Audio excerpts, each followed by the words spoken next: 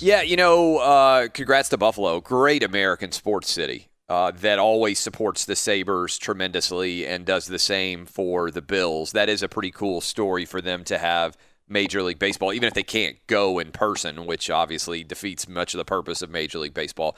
Still a cool story there. So I want to kind of dive into what I think is a fascinating angle about the Big Ten and the Pac-12 canceling, which you're probably not going to hear anywhere else. And we'll kind of pivot this over into the start of hour 3 as well.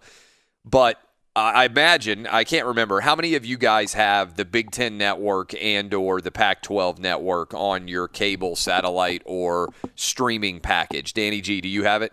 No, so I use a Fire Amazon stick right now. I go a la carte. So you don't have the Big Ten Network or the Pac-12 Network? Nope. What about you, Dub? Big Ten, yes. Pac-12, no. And do you pay or are you using your parents' passwords? Yeah, still using the parents' passwords here. All right. So you actually are not losing any money here. This would theoretically be your parents. So we're 0 for 2, by the way, on people. So I'll start. I actually myself pay for the Big Ten Network and the Pac-12 Network. So that's 1 for 3. What about you, Eddie Garcia? Do you have either one of those stations? Yes to the Big Ten, no to the Pac-12. All right. So you pay for the Big Ten Network. What about you, Roberto? Do you have either? I got the Pac-12, yes. Big Ten, I'm not sure. Okay. So the point here, and I want you guys to think about this a little bit as out there listening as we come back. The reason why the Big Ten Network and the Pac-12 Network exist is to put on sporting events. That's why you pay for the Big Ten Network and the Pac-12 Network. Now that they have canceled the fall, shouldn't every single person who pays for the Pac-12 Network and the Big Ten Network get a refund on that channel? Shouldn't that be potentially hundreds of millions of dollars that American sports fans are entitled to receive back? Because there's no reason for you to be paying for the Pac-12 Network or the Big Ten Network if there's zero sports. There's no way you would pay. I mean, the answer will probably be what's going to be on those stations this fall. And I didn't even think about it until Jeff Schwartz pointed out that he's got a Pac-12 Today radio show to do usually. But the only reason you pay for those channels is to be able to watch the games. And when there's no games going on at all, you are effectively getting fleeced. And why would you pay, especially when it's likely that the spring season of sports is going to get canceled too? So effectively, there's no reason for the Big Ten Network or the Pac-12 Network to exist as businesses with their conferences making the decision to cancel. We'll talk about this a little bit more when we come back, but this is a seismic financial hit that these athletic departments and all these different universities may be taking on top of the schools themselves not being able to play sports. Why should they get television money for a season where there is no sports? I'm going to unpack this. Hour 3, by the way, Petros Papadakis. We are rolling through the program. Obviously, most difficult part of the coronavirus from a sports perspective for some people out there in my listening audience is the Big Ten making the decision alongside of the Pac-12 to cancel the fall calendar for sports, which includes college football. I think there's a huge percentage of audience out there that this is the most devastating body blow they've gotten from a sports perspective of the pandemic so far.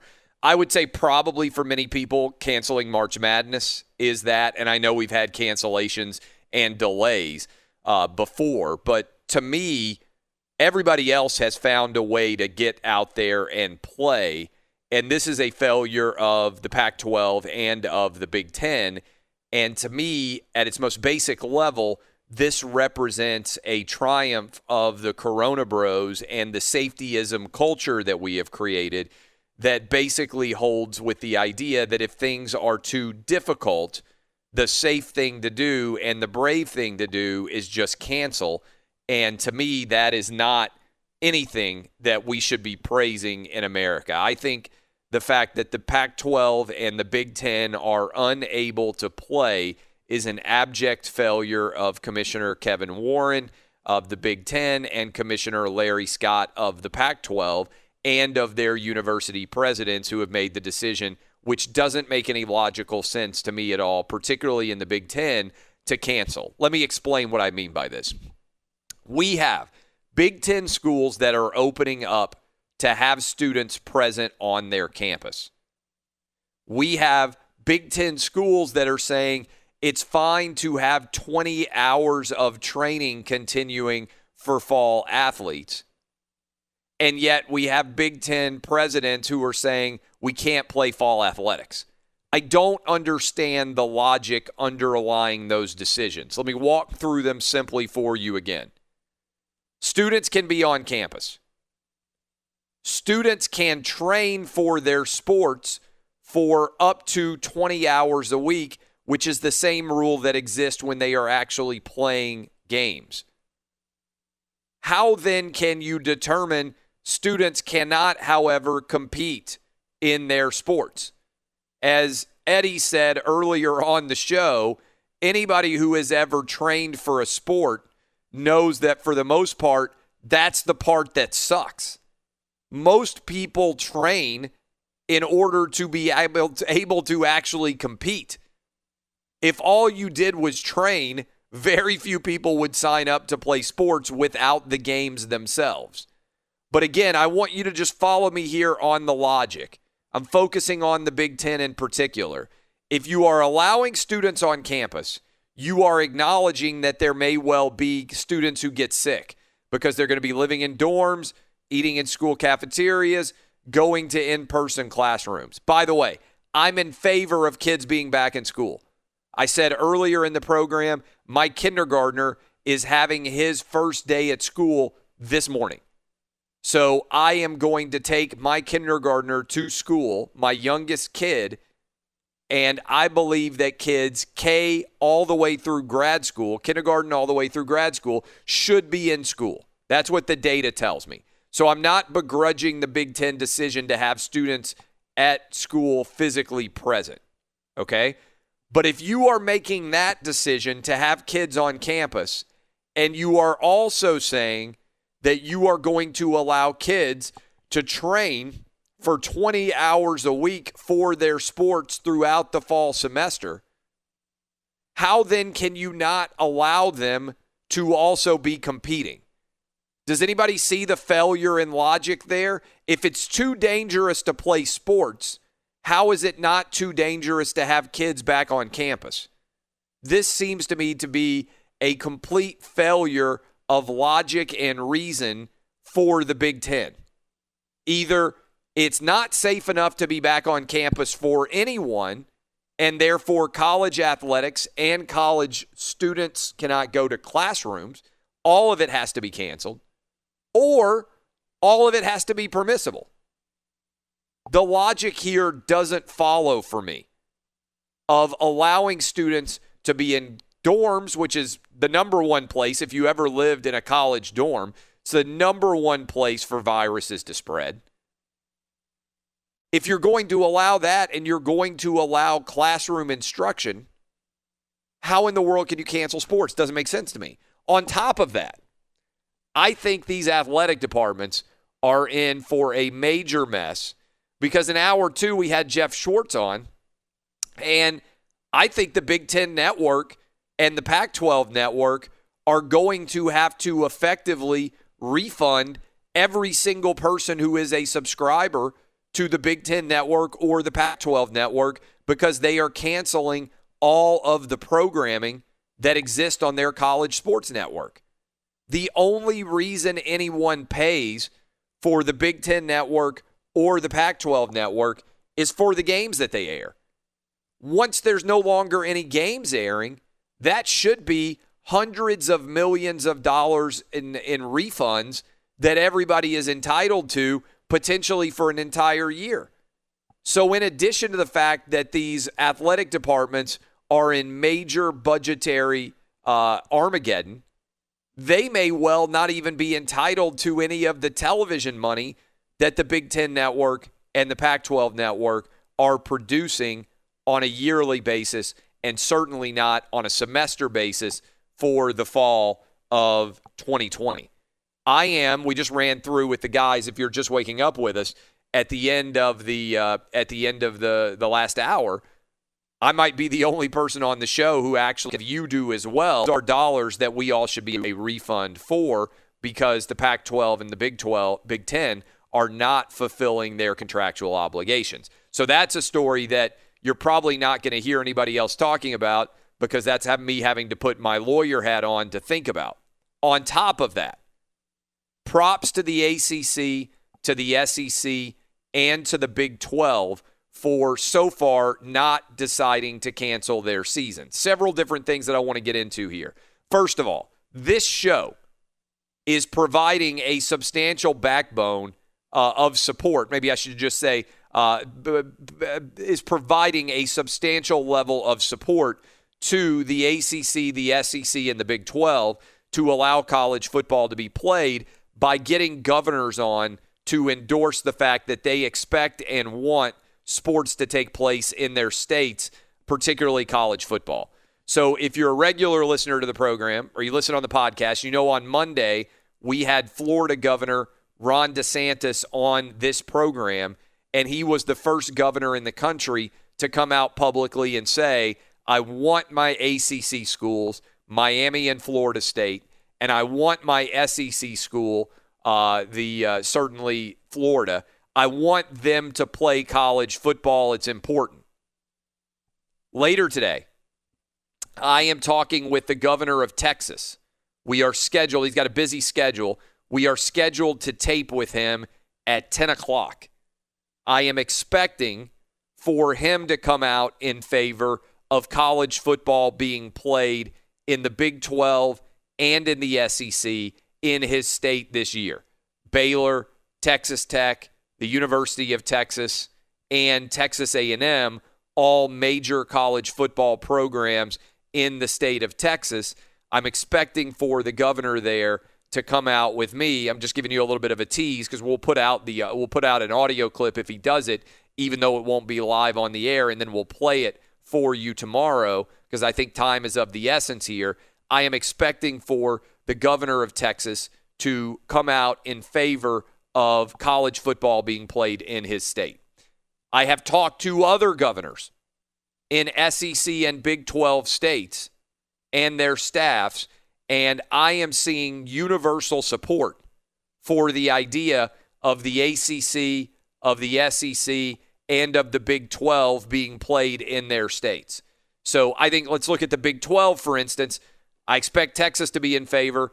I expect Oklahoma to be in favor. I expect Kansas, Iowa, and West Virginia, the governors of all 5 of those states, to eventually come out and say, we want the Big 12 to be played in our states. We think it's important. I'm also expecting for the 11 state governors of the SEC to all be coming out and saying, we want college football. We want college basketball. This is a big part of our state economy and also of our state's culture and returning a sense of normalcy. Again, so far, Governor Ron DeSantis from Florida is the only one in the SEC who has come out in the ACC in favor of sports existing. But I think all of these governors now are going to be endorsing the idea of college football and fall sports taking place in general. I expect all of that is going to be happening. This is a significant backbone, a significant layer of support for the SEC, the ACC, and the Big 12. And again, I think there are going to be a lot of governors coming out and making comments endorsing playing college football. And look, this makes sense because you're going to have high school football in all of these states. You're going to have the NFL in all of these states.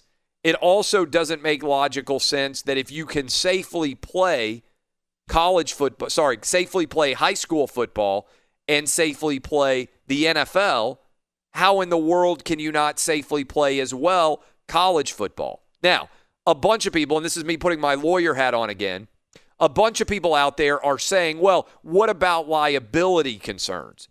This is not an intelligent perspective to be arguing. Let me explain why. Liability is going to exist for every college that brings students back to campus. So if you are concerned about liability for athletics, you should be far more concerned about liability for colleges being back on campus. But here is the larger issue. Many states are passing laws, and the federal government is also going to pass a law, I believe, which is going to keep people from suing over getting the virus. And I think that's the right precedent to set, because we don't allow people to sue if they get the flu or a cold or pneumonia from somebody else. That's not the responsibility of an institution. If you go to a football game and you get the flu from somebody else there, that's not the fault of the stadium. That's not the fault of the team. That's not the fault of the school. You can't stop viruses from happening. If you go to Walmart and get sick while you're shopping there, that's not Walmart's fault. It shouldn't be their obligation. And I'm saying this as a lawyer who supports the right for people to sue for a variety of different reasons. That is a bad policy to put in place. Moreover, it also is incredibly difficult to prove causation, because how do you 100% prove where you got infected? In other words, let's pretend you're a football player. If you get the coronavirus, how are you going to 100% prove it was because of football? All these college kids are going to be going to class. They're going to be going to restaurants. They're going to be living in dorms. They're going to be going to gas stations to fill up their cars. How do you prove where exactly you got a virus beyond a shadow of a doubt? It's nearly impossible, because all of us in the course of our regular existence are exposing ourselves to viruses every day. That is a natural risk of life. Moreover, college kids are more in danger of death from the flu, and I've never seen any college kid sue because he or she got the flu at campus, or got the flu, they think, from a locker room or a restaurant or a bar or a Walmart or any other place out there. It just doesn't make any logical sense. The liability argument that many people are spreading on social media, when you actually dive into the particulars of it, it is in no way a valid argument to examine at all. So there are a lot of moving parts right now in the battle over college football. Many people, this is not going to surprise you, on social media are not talking very intelligently about those battles.